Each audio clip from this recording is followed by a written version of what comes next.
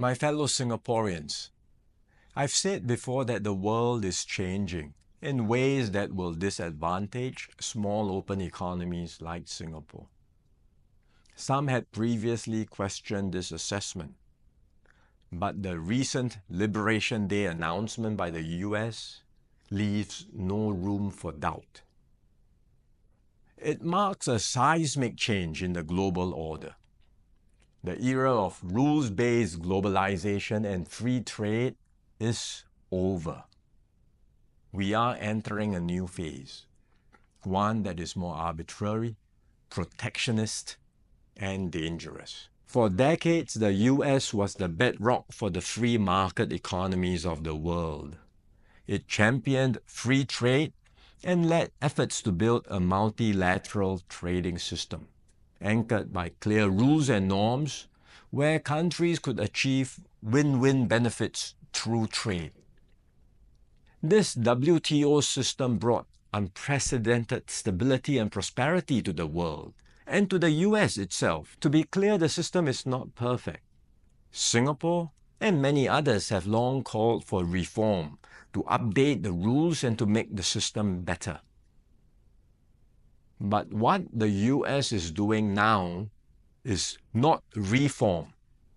It is abandoning the entire system it had created. Its new approach of reciprocal tariffs, country by country, is a complete rejection of the WTO framework. The US has placed Singapore in the lowest base tier with a tariff of 10%. So the direct impact on us may be limited for now, but there are wider and more profound consequences. If other countries adopt the same approach as the US, abandoning the WTO and trading only on their own preferred terms, country by country, it will spell trouble for all nations, especially small ones like Singapore.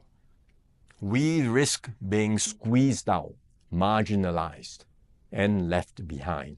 We can also expect a strong global response to America's tariffs.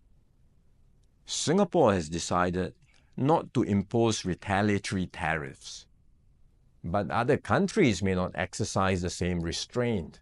The likelihood of a full-blown global trade war is growing.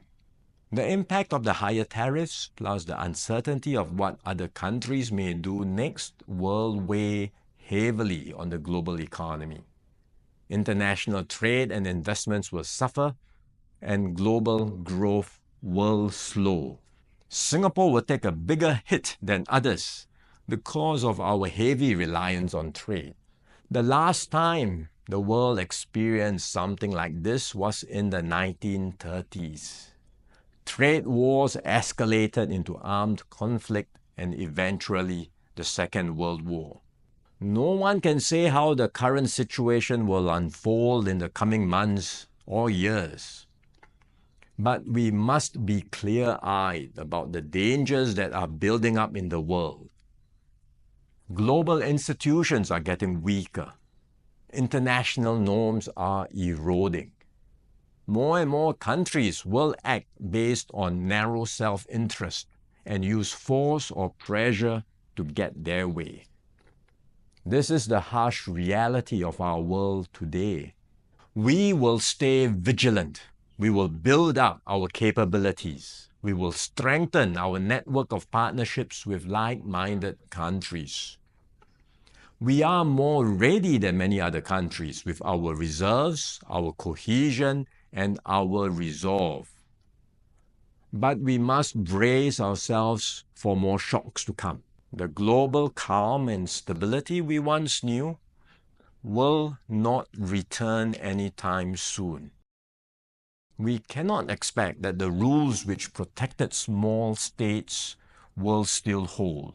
I'm sharing this with you so that we can all be mentally prepared, so that we will not be caught off guard. Let us not be lulled into complacency. The risks are real and the stakes are high. The road ahead will be harder, but if we stay resolute and united, Singapore will continue to hold its own in this troubled